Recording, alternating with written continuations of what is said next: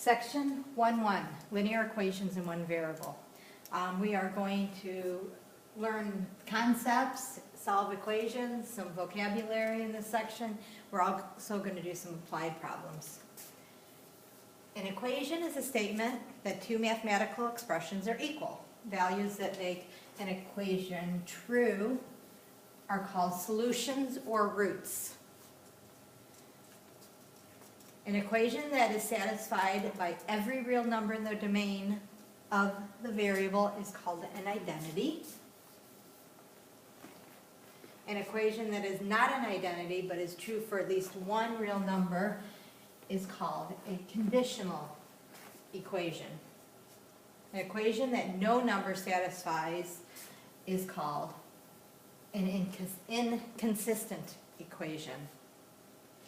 And here's some examples of identity. You can see that this is x squared minus 4 when you FOIL it. Okay, so that's an identity. The next one is a conditional equation. You can solve for 1x. This right here is inconsistent, because if you would end up solving it, you would get 0 is equal to a number that's not 0. So a linear equation in one variable, such as x, is an equation that can be written in standard form. Ax plus b is equal to 0, where a and b are real numbers and a is not equal to 0. So that's a linear equation in one variable. Determine whether the given value of the variable is a solution of the equation. All you need to do is plug it in. If it makes this equation true, it's a solution. If it does not, then it is not a solution. So if you would plug in -1 into the formula for x, do you get a true statement or not? And when you do plug it in, you get -5 is equal to -15, and that's not true, so no. When I plug in 2/3 into the equation and solve it, 16/3 plus 3 is equal to 28/3 minus 1.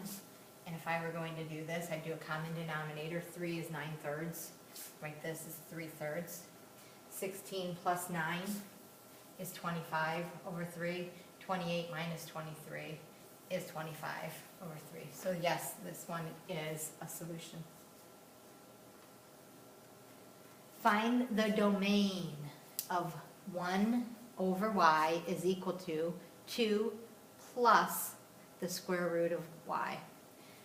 The domain, that's where it's where it works. Okay, where does y work?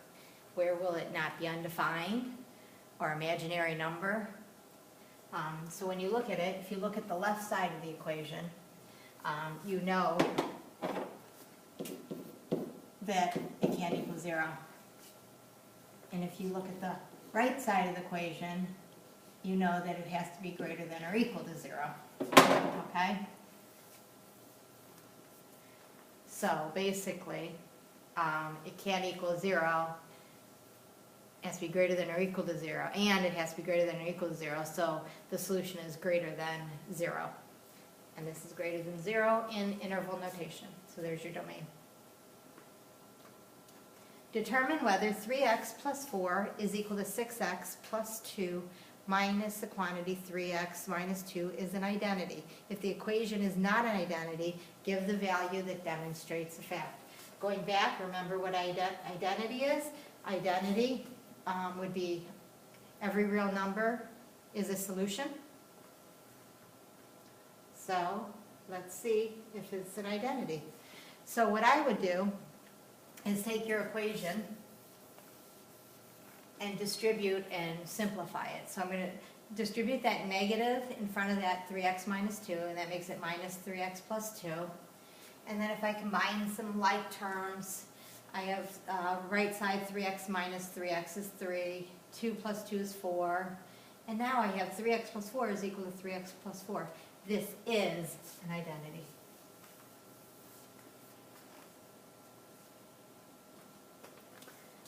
Determine whether this equation is identity. If the equation is not identity, give a value that demonstrates that fact. So I'm going to take this equation And I'm going to get rid of the fraction by multiplying by 3 times x plus 3. So I'm taking that and multiplying each side by that. Okay? When I multiply it here, the x plus 3's cancel out, and I just have a, 3x. When I do it here, for the first term, it has to distribute. So this whole thing distributes here, and then it distributes there. When it distributes the first term, the x cancels out. Right there, see the x cancels out. When it distributes to the second term, the 3 cancels out. Distribute. Move everything, combine all your like terms. And then you end up with x squared plus 3x plus 9 is equal to 0. This is not an identity.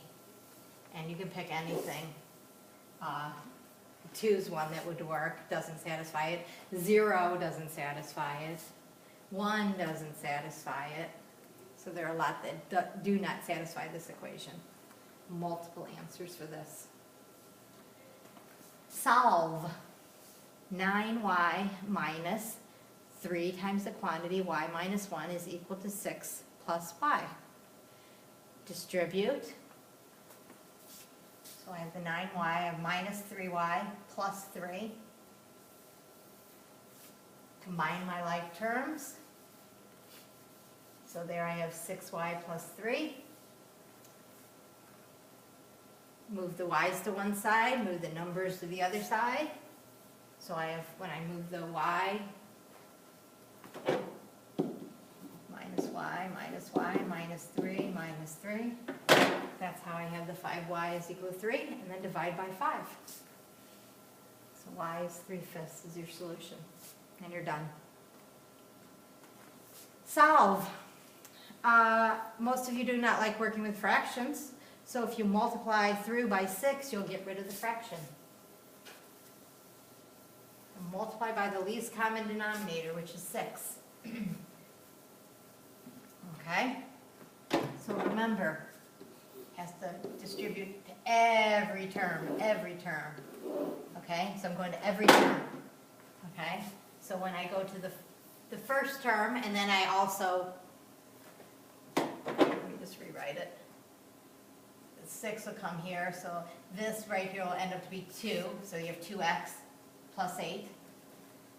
When you distribute this, you'll have 6 times 2 is 12, so you have 12x. When you distribute to the next one, 6, and then that divided by 2, or 6 times 1/2 is 3. When you distribute to the last term, the 6's cancel out, and you just have 3x plus 2. Okay? Combine your like terms. So I have 12 and 2x is 14x. 8 minus 3 is 5. And then I have 3x plus 2. Subtract 3x from each side, and subtract 5 from each side.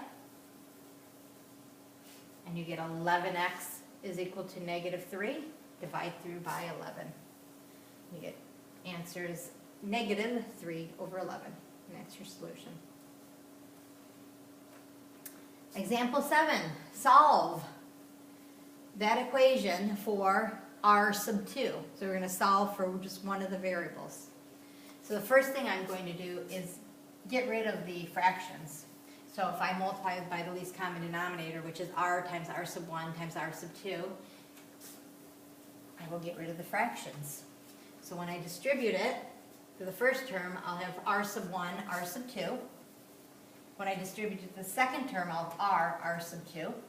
And when I distribute to the third term, I'll have r sub 1. Remember, I'm solving for r sub 2. So you need to move the r sub 2's to the same side. So if I subtract this r sub 2, I will end up with r sub 1, r sub 2 minus r sub 2 is equal to r sub 1. I want to solve for r sub 2, so I'm going to factor out an r sub 2. And I'm left with r sub 1 minus r is equal to r sub 1. And then divide through by r sub 1 minus r. and you're done. And that is part 1 video.